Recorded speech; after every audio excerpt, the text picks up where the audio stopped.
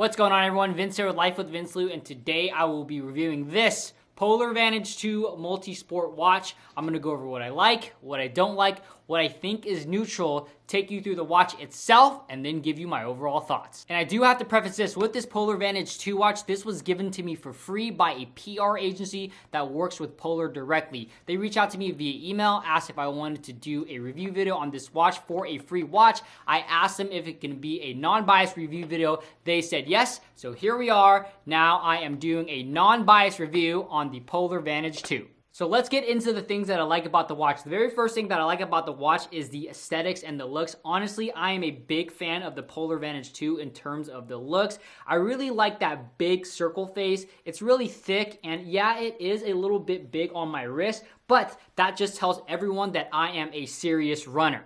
The next thing that I like about the Polar Vantage V2 is the build and quality of the watch. When you have it in your hands, and especially on your wrist, you can tell it's a really nice watch. Honestly, I would probably give it an A in terms of build and quality. You can just tell that it's really well made and top notch. Next thing that I like about the watch is the GPS. The GPS is very accurate whenever I'm running outside. I usually run my normal loops, and whenever I come back, it's always the same. Plus, I've ran those loops before, and I know that my normal loop is 1.38 miles. And whenever I do that loop, it is pretty spot on. And then also, I have a treadmill now, and whenever I am running on the treadmill running always matches up pretty well with the mileage on the treadmill itself. Next thing that I like about the watch is that it is water resistant. I believe up to 100 meters, so you could swim with it. But for me, I don't really swim, though I usually like to shower with it just because I do sweat in it, so I can clean it while I'm showering. And the last thing that I really like about the Polar Vantage V2 is the extra long battery life. Online, it says that it can last up to 7 full days on watch mode with continuous heart rate monitoring, up to 40 hours in training mode, or 100 hours with power saving options. And I found this to be true. I wore it every single day for a week. I ran with it on, I exercised with it on, I used the GPS mode, I used the training modes, and it didn't need any charging. I went from 100%, and then after 7 days, it still had about 15 to 20%.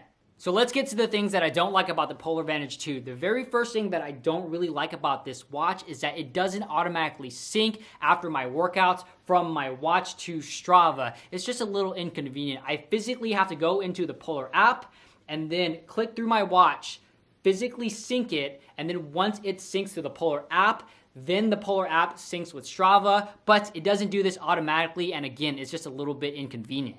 And the second thing that I don't like about this watch is the cost. Honestly, it's just because I'm a frugal person. Right now, you can get it on their website or on Amazon for $499. And to me, that's just like, that is a little steep. Now let's get to the things that I find neutral about the watch. The very first thing that I find neutral about the watch is that there's a lot going on in the watch in terms of all the different modes.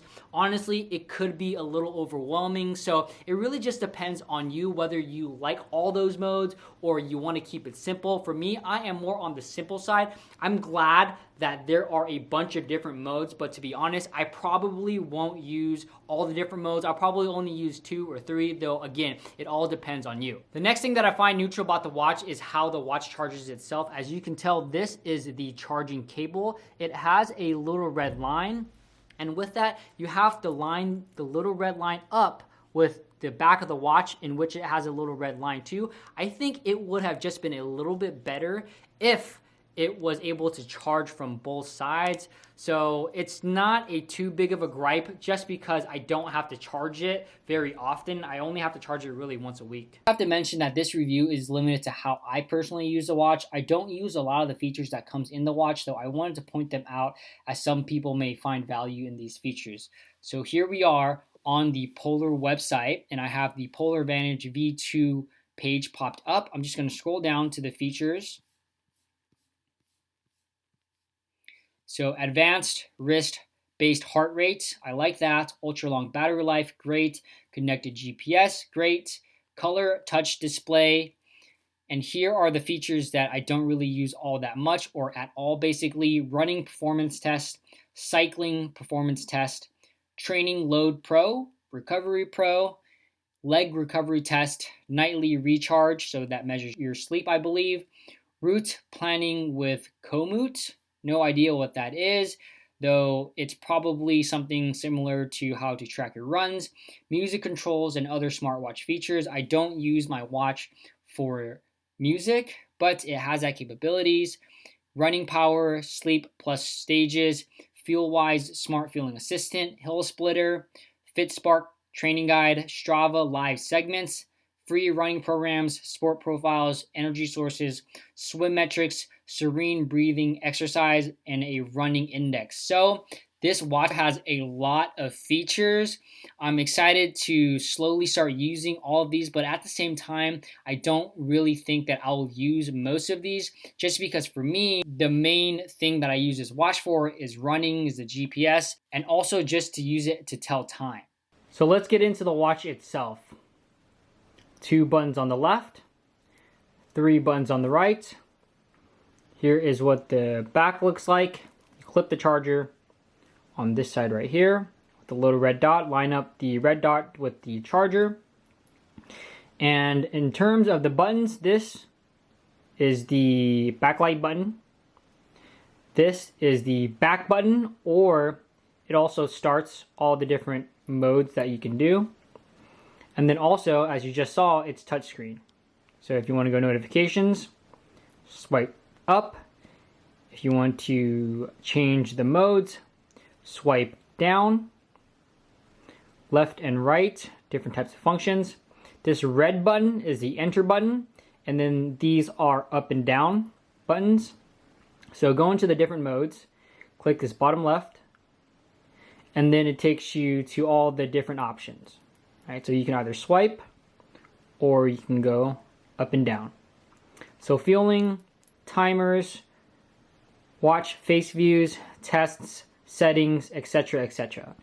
So getting into training, and there are a bunch of different training modes. So treadmill running, strength training, hiking, walking, other outdoor, other indoor, multisport, running, triathlon, body and mind, cycling, trail running, mountain biking, swimming, indoor cycling, and again, back to treadmill running. You can edit the settings here too. Settings, and then I'm just going to click back, and then again, going to the different settings, and again, there is just a lot of different things that you can do with this watch, and it seems overwhelming at times, but I think that the more that I play around with it, the better equipped I'll be in actually taking full advantage of using this watch. Overall thoughts on the Polar Vantage 2. Honestly, I am a big fan. The build, the quality, the performance. The only thing that really gets me is the price. And this is just coming from someone who is a little more frugal, and it's hard for me to want to pay $500 for a watch when I can get something more simple that will do the trick. Though I think if you have the money, that this is a great investment. I'm really glad that they sent this to me because I wouldn't have bought this myself, but I am really happy with it in terms of the build, the quality, the performance, and overall I'm happy that this is in my life.